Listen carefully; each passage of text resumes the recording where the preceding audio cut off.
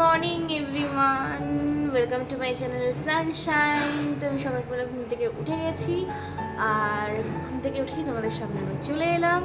চলো আজকে দিনটাকে খুব সুন্দরভাবে স্টার্ট করা যাক।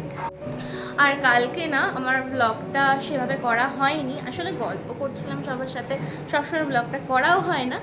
তো এই হচ্ছে ব্যাপার, তাই কালকে ব্লগটা আমি এন্ড করতে পারিনি। তো আজকে আবার সকাল থেকে ব্লগটা স্টার্ট করছি। তো এখানে বসে গেছি ব্রেকফাস্ট করতে, আর ব্রেকফাস্টে রয়েছে রুটি, বেগুন ভাজা আর মাছের মাথা দিয়ে বাঁধাকপির ঘন্ট, যেটা খেতে দুর্দান্ত হয়েছে। তো এখন ঘড়িতে বাজছে 11:21, আর আমাদের ব্রেকফাস্ট হয়ে গেছে। ব্রেকফাস্টে কী খেলাম তোমাদের দেখালাম, রুটি ছিল। আর এখন দিদা গিয়ে রান্না করছে। আজকে একদম ছোট মাছের চচ্চড়ি রান্না হবে, যেটা খেতে কিন্তু বেশ ভালো লাগে। তোমাদের কার কার ভালো লাগে আমাকে জানিও।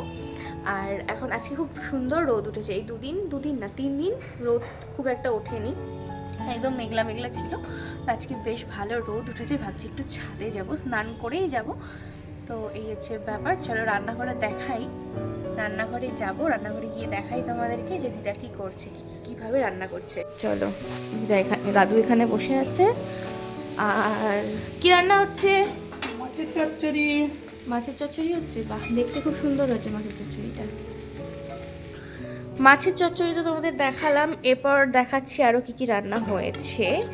দেখো, এটা হচ্ছে বাঁধাকপির ঘন্ট মাছের মাথা দিয়ে, যেটা খেতে খুব টেস্ট হয়েছে, আমি খেলাম রুটি দিয়ে। তো এটাই হচ্ছে রান্না হয়েছে। শাক ভাজা হয়েছে, এটাতে শাক ভাজা আছে না? এটাতে শাক ভাজাও আছে। ও দিদা আবার টিফিন বাড়িটা খুলতে এলো। আচ্ছা, দেখাবে। এই দেখো শাক ভাজা, বেশ ভালো। এটা রসুন দিয়ে, তাই তো? রসুন পেঁয়াজ দিয়ে শাক ভাজা, যেটা খেতে বেশ ভালো লাগে। তো আমি খুব তাড়াতাড়ি ছাদে যাচ্ছি, কারণ পাশে যে অনুষ্ঠান বাড়িটা আছে, ওখানে আজকে কোনো একটা প্রোগ্রাম আছে, জানি না কি আছে, তো তার জন্য যাচ্ছি। আমি আওয়াজ পেলাম, চলো যাওয়া যাক। এই হচ্ছে অনুষ্ঠান বাড়ি, যেটা আগের দিন তোমাদের দেখিয়েছিলাম যে ডেকোরেশন চলছিল। তো ওখানেই কোনো একটা অনুষ্ঠানের জন্য ব্যান্ড পার্টি বাজছে, আর ব্যান্ড পার্টির আওয়াজ আমি অনেকক্ষণ থেকে নিচ থেকেই শুনতে পাচ্ছিলাম, যে কারণে আমি ছাদে এলাম। দেখো এই যে, আর এত সুন্দর বাজাচ্ছিল না, আমার মনে হচ্ছিল আমি ঘরে বসেই নাচি, এত সুন্দর লাগছিল আওয়াজটা। তো আমি আর ঘরে থাকতে পারলাম না, আমি ছাদে চলে গেছিলাম।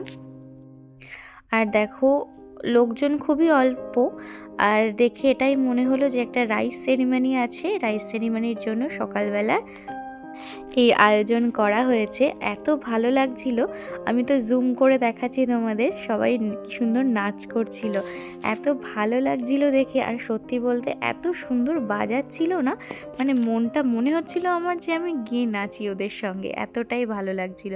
আর দেখো প্রত্যেকে কি সুন্দর নাচছে, দেখেও বেশ ভালো লাগছিল। তোমার স্নান হয়ে গেছে, এখন ঘড়িতে বাজে কটা, 2:15 বেজে গেছে, আজকে অনেকটা লেট হয়ে গেছে। তোমার স্নানটা কমপ্লিট, এখন যাচ্ছি ছাদে।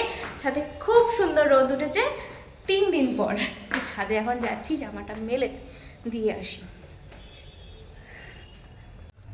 তো জামা কাপড় আমার মেলে দেওয়া হয়ে গেছে, আর কি সুন্দর রোদ দিচ্ছে, আহা বেশ ভালো লাগছে ছাদে।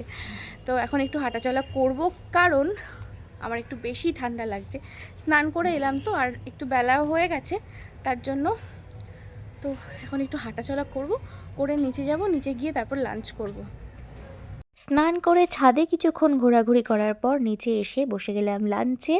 আর আজকের লাঞ্চের মেনুতে রয়েছে বেতো শাক, যেটা সকালবেলা তোমাদের দেখিয়েছিলাম, আর রয়েছে মাছের মাথা দিয়ে বাঁধাকপির ঘন্ট, আর একদম ছোট্ট মাছের চচ্চড়ি, যেটা খেতে অসাধারণ লাগছিল।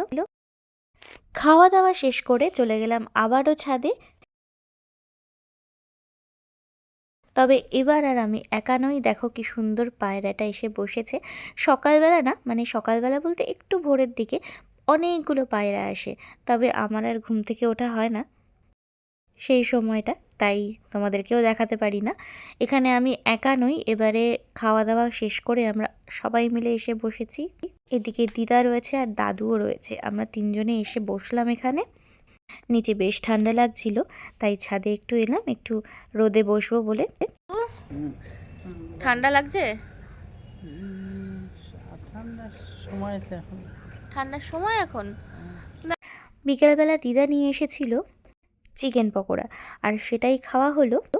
এরপর রাতে রাইস সেরিমনির অনুষ্ঠান দেখো কি সুন্দর সাজানো হয়েছে না, বেশ ভালো লাগছে দেখতে রাতের বেলাতে। তো আবারও আমরা ছাদে এলাম। আসলে এতটাই ঠান্ডা পড়েছে না, আমাদের আর বাইরে কোথাও সেভাবে বেরোনো হয়নি, তাই বাড়িতেই ছিলাম। আর একটু সুযোগ পেলেই ছাদে ঘোরাঘুরি করতে চলে যাচ্ছিলাম। আজকের ব্লগটা কেমন লাগলো অবশ্যই জানিও, আর ভালো লাগলে লাইক, কমেন্ট, শেয়ার আর সাবস্ক্রাইব করে দিও।